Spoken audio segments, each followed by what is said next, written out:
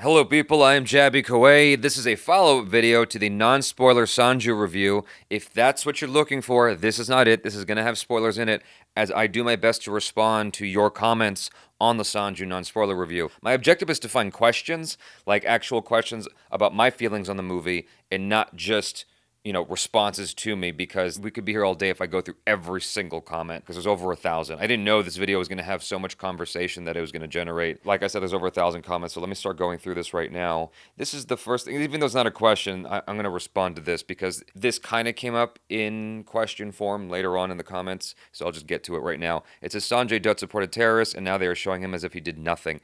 So there are some people who are asking if the movie was catering too much to Sanjay Dutt, like if it was just attacking, the journalists, if it made it look okay what he did in the movie.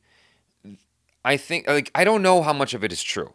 There's no way for you or me, unless you were there with him, with Sanjay Dutt, unless you were there, you have no idea what's actually true or not. The movie's making the case that journalists are lying, like that newspapers are often lying in order to, have an appealing headline. Journalism is so important, but it's a double-edged sword, because you need your press to have freedom to tell the truth to the people.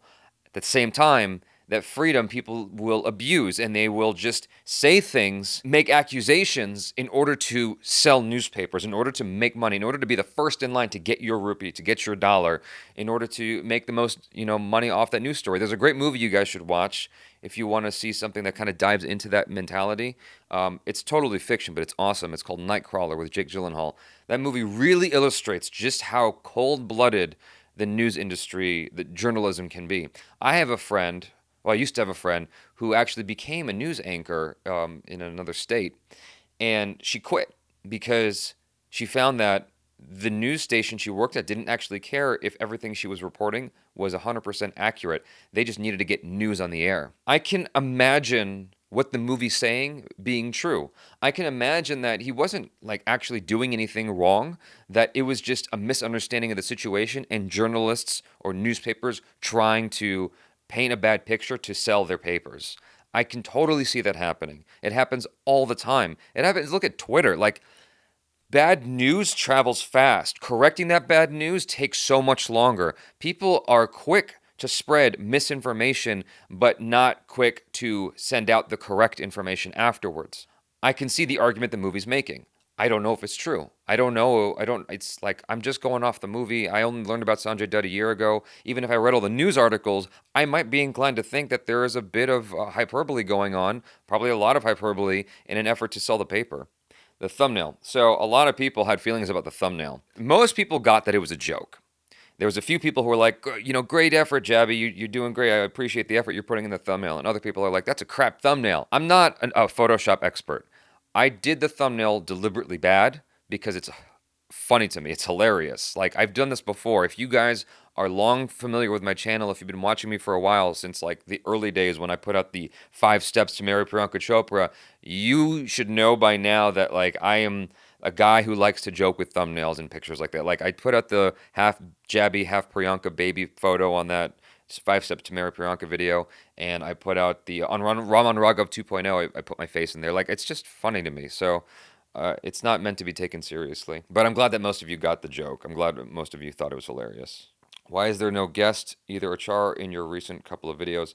So I said this at the beginning of, I forget which video I put out, but I put out a video not too long ago where I mentioned Achara is not here. She's in London. There are some videos that have been dropping at midnight, my time, 1 in the morning, 2, 3 in the morning, my time. I'm not going to go and get a guest and bring them here. Jaby having wet dreams of Bhavesh Joshi still. I just like the movie, and the name Bhavesh Joshi, just kind of is in my rote memory. One of the writers, his last name was Joshi, so I actually started my non-spoiler review over a number of times because I'm such a perfectionist that, I want it to be a particular quality, and I actually did an entire review of Sanju, and then I'm like, no, I can do it better. And then I went and shot the whole thing again. And that last take of when I shot it all again is what you guys watched. But I said Joshi so many times, and then, yeah, that's why that mistake happened.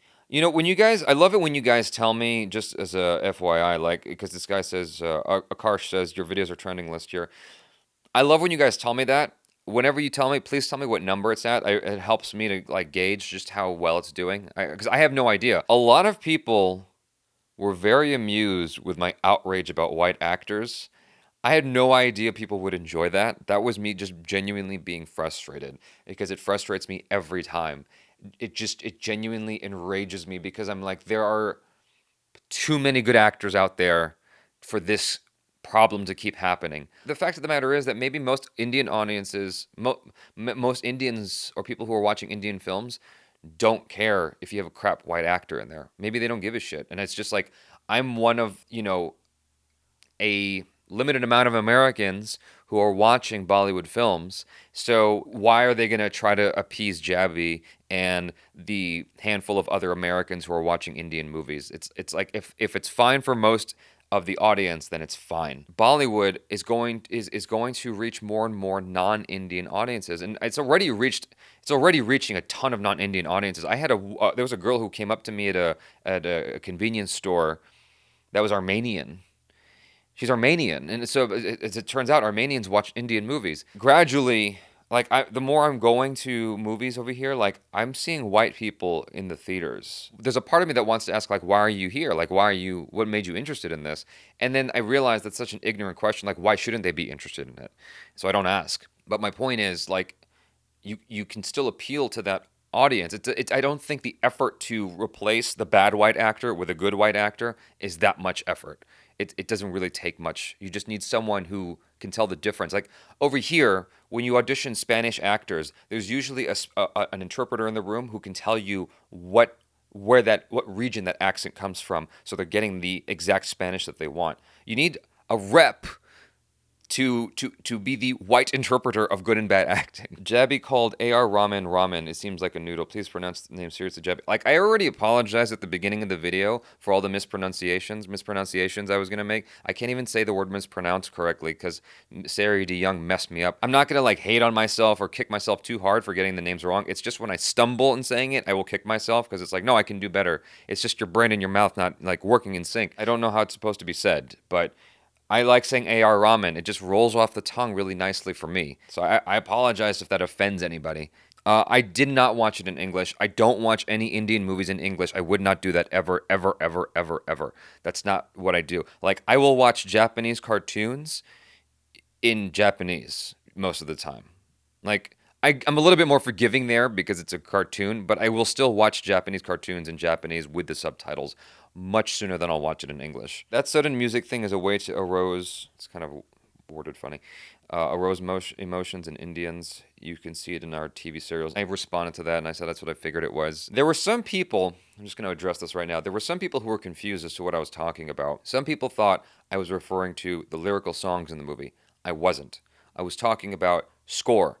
There's two kinds of music in a movie, score and soundtrack.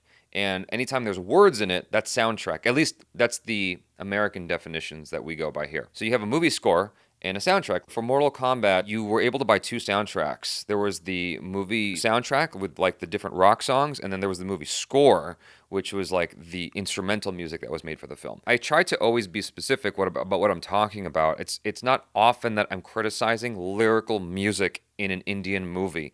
So going forward, if you catch me criticizing music, like, most likely I'm not talking about lyrical music, because some people are going, oh, well, you're not Indian, so you can't get the lyrics, and that's why it doesn't matter to you. That's only happened one time where it bothered me. Just a reminder, it is not the truth. It was the sole purpose of the film to make sympathetic towards Sanjay. That's what I was talking about earlier with the journalism thing. I have no idea. Like, how do you know, VVS Shawshank, that that's true? Like, how do you know? I don't know who or what to trust in this particular matter. So I just take things at face value.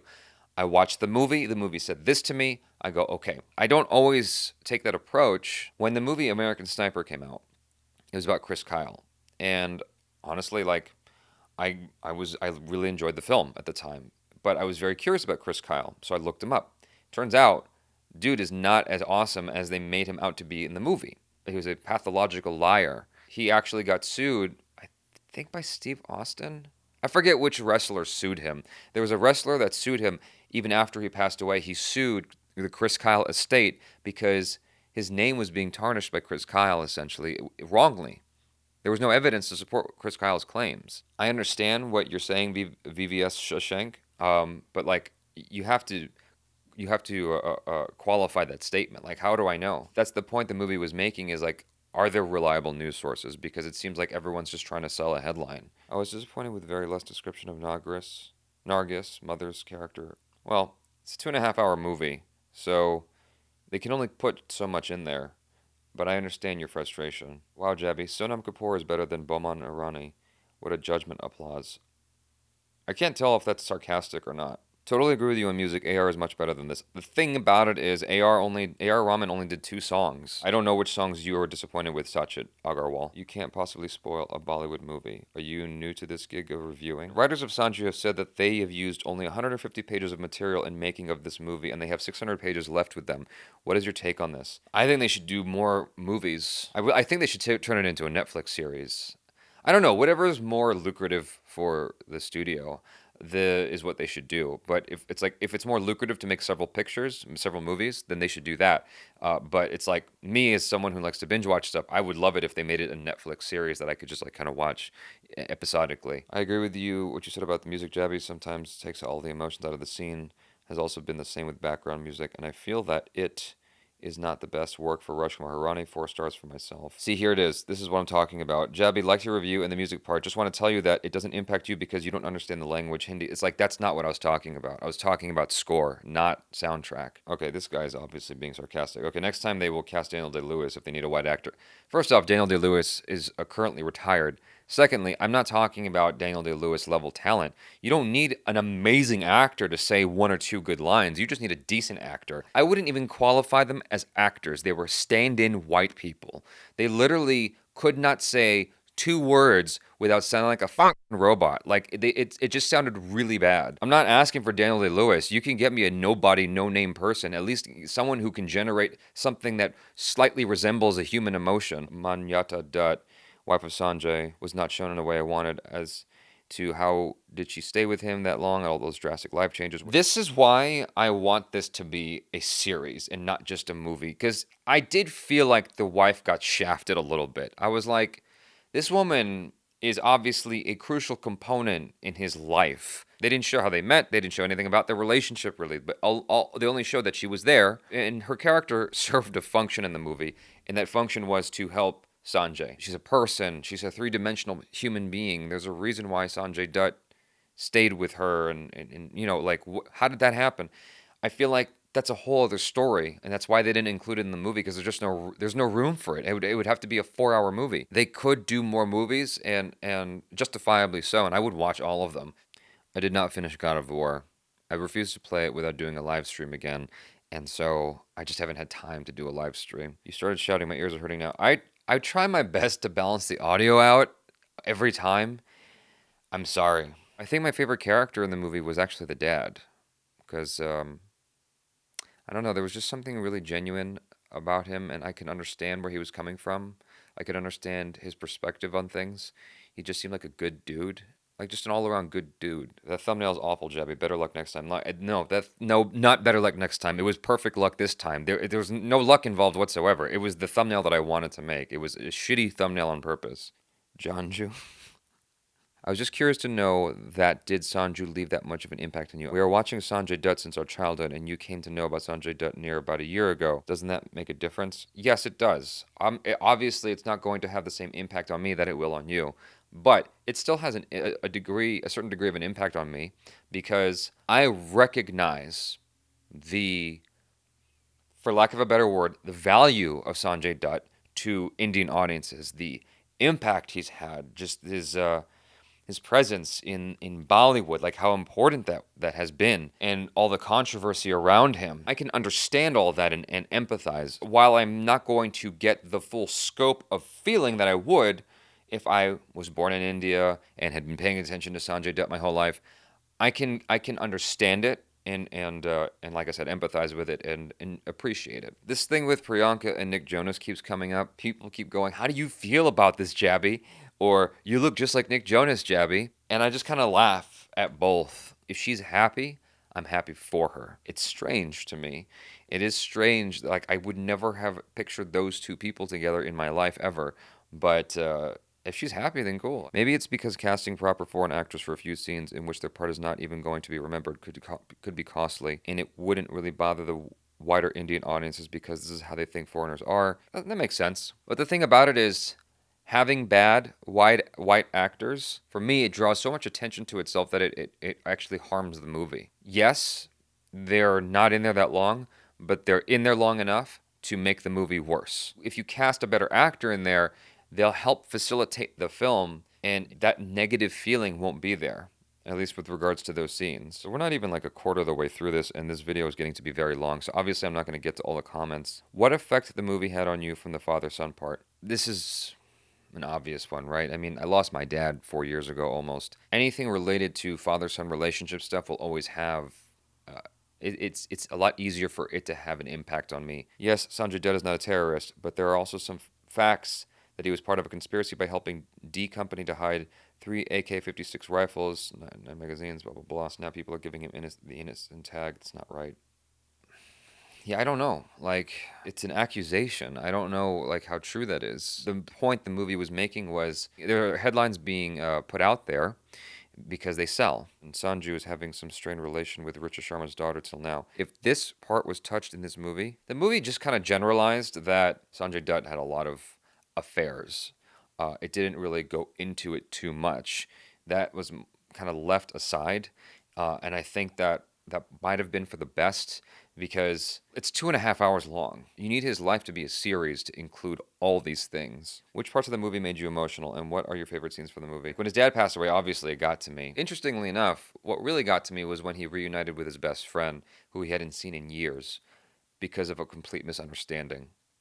And that kind of thing happens in real life. As you go through life, you realize how short it is, and you realize that a lot of time gets wasted on dumb stuff. Friendships dissolve over dumb shit all the time, and then years later you're like, how did we lose all that time? That's happened to me, actually. Like, one of my best friends now, we lost touch for a long time because of a misunderstanding of each other's perspectives, and we came back together as friends, but it was like, did we have to lose all that? It just sucks, you know? See, here it is again. Jaby, music bothered you and it decreased your emotion towards the scenes because you don't know the lyrics or Indian music. That's not what I was talking about, man, but I appreciate you your concern there. Laughing my ass off, I almost hope that the white actors keep on being awful because your frustration at them is amusing. It's probably funny the first time and second and third time, but it's not going to stay funny if I keep talking about it, and I don't want to keep talking about it. I just want it to get better. Jaby, I always see you afraid when you're about to criticize some things in the movies. I think you're scared of losing subscribers. Be fearless in criticizing something. I'm not afraid of losing subscribers. That's not my concern. I'm trying not to be an asshole, right? So if I come in like a jerk going, well, this is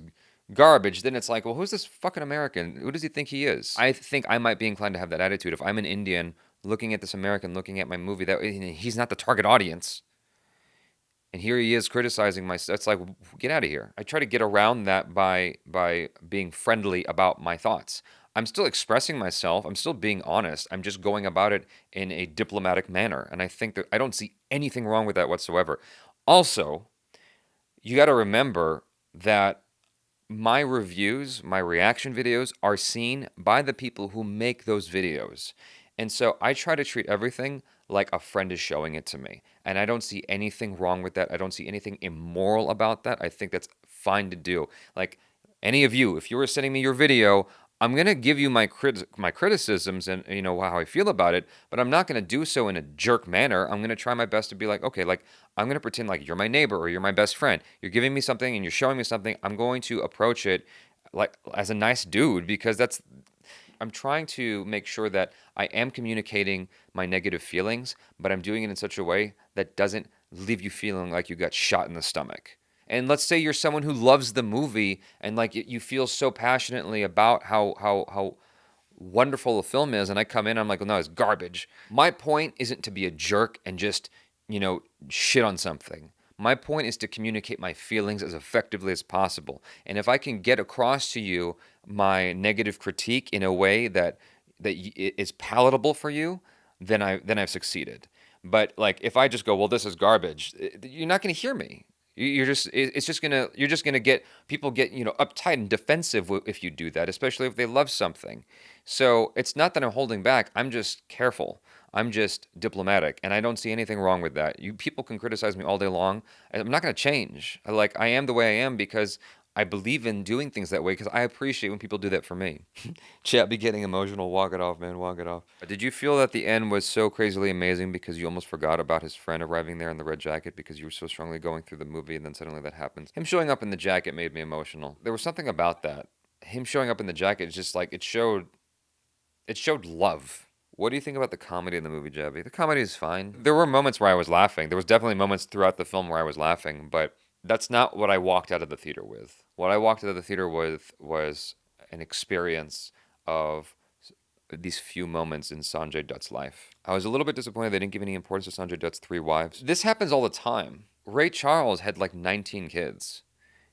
The movie Ray didn't go into all that. It was telling a narrative. Dragging the Bruce Lee story, I think Bruce Lee's got a brother.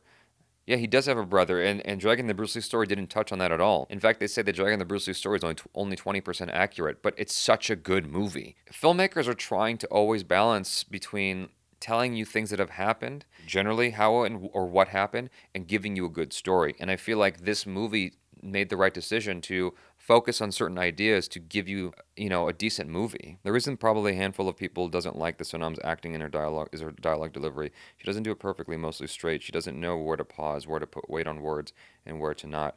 As a non-Hindi, you probably don't notice that. That's true. That's fair. What I'm reading is just her emotion, and her emotion's coming through for me. I guess this will be the last thing I'll talk about. Talk about the father and son relationship and the friendship.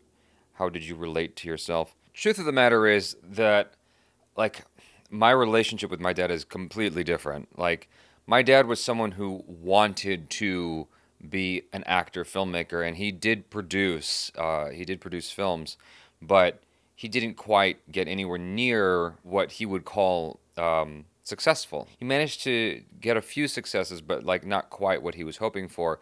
Yet, despite that, his passion, his fervent love for movies rubbed off on me and my brother, and even my sister. Sanjay Dutt, I look at like a prodigal son, right? Because he kind of was frivolous and did all kinds of crazy things before coming back to his dad and fixing that relationship and doing right by his dad. Whereas, for me, I've been the guy who's always taken care of his family. That's always been who I am. My relationship was completely different. That doesn't take away the affection one would have for your dad, even though my dad could not give me what Sunil Dutt gave to his son. It doesn't take away what my dad has given me and the affection that the affection and appreciation that I have for him. Hopefully this was a productive conversation. I apologize that I couldn't get to everybody's comments. As you saw, there was 1,000 comments, and it takes a while to respond properly and respectfully to each one. And sometimes I go off on my own tangents, and I apologize for that. But hopefully this was still nonetheless interesting. And